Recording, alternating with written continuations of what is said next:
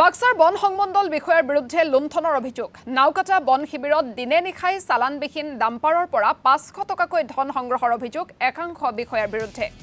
বন বিভাগৰ বিষয়াৰ পকেট গৰম হোৱাৰ বিপৰীতে চৰকাৰে বৃহৎ পৰিমাণৰ ৰাজহ হেৰুৱাৰ অভিযোগ তুলি সৰব হৈছে স্থানীয় ৰাইজৰ লগতে একাংশ দল সংগঠন।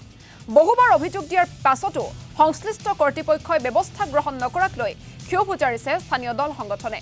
গোৰেশ্বৰৰ মাজমজিয়াত ডাম্পাৰ ৰখাই নথি-পত্ৰ পৰীক্ষা কৰিলে স্থানীয় দল সংগঠনৰ নেতৃত্বই। অধিক বুজা কঢ়িওৱা একাংশ ডাম্পাৰ জব্দ কৰি বন বিভাগক সমজাই দিয়ে সংগঠনৰ নেতা-কৰ্মীসকলে।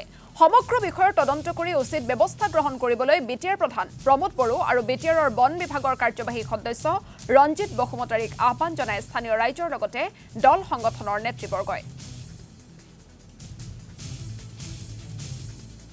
বাক্সা জিলাৰ দিয়াফুৱে বাক্সা জিলাখনত আচলতে যিটো বন বিভাগ আছে সেই বন বিভাগটোত আচলতে সোণৰ কণী পৰা হাঁহত পৰিণত কৰিছে। ইতিমধ্যে আমি আজি গোৰেশ্বৰৰ বহুকেইটা সংগঠনে গোৰেশ্বৰত অবৈধভাৱে চলি থকা ডাম্পাৰসমূহ আজি আমি চাই দেখিলোঁ যে আটাইকেইখন ডাম্পাৰৰ আচলতে চালান নাই। আচলতে ৰাজহ ফাঁকি দি তেখেতসকলে ইয়াৰ পৰা আমাৰ সম্পদ লৈ গৈ আছে। এই ক্ষেত্ৰত কিন্তু বাক্সা জিলাৰ দিয়াফু নীৰৱ, কাৰণ তেখেতৰ ছত্ৰছায়াতে হয়তো ইয়াত এটা বৃহৎ চিণ্ডিকেট চলি আছে। আমি জানিব পৰা মতে প্ৰত্যেকখন ডাম্পাৰৰ চালকে ইতিমধ্যে আমাৰ ওচৰত ভাষ্য দিছে যে নাওকাটাস্থিত বন নিৰীক্ষণ কেন্দ্ৰত প্ৰতিখন গাড়ী পাৰ হোৱাৰ নামত প্ৰতি ট্ৰিপত 500 টকাকৈ সংগ্ৰহ কৰি আহিছে। এইটো আচলতে নাওকাটাৰ যিটো বন বিষয়া আছে, বন নিৰীক্ষণ কেন্দ্ৰ আছে, তাত কাৰ সাহসত, কোন ওপৰৱালাৰ সাহসত আচলতে প্ৰতিখন ডাম্পাৰৰ পৰা 500 টকাকৈ সংগ্ৰহ কৰিব বাবে। এই ক্ষেত্ৰত এটা উচিত তদন্তৰ বাবে বিটিআৰ প্ৰধান প্ৰমোদ বড়ো, বিটিআৰৰ বিভাগীয় ইয়াম ফৰেষ্ট ডিপাৰ্টমেণ্টৰ তেখেতৰ ওচৰত আমি আটাইকেইটা সংগঠনে কটাৰ আহ্বান জনাইছোঁ।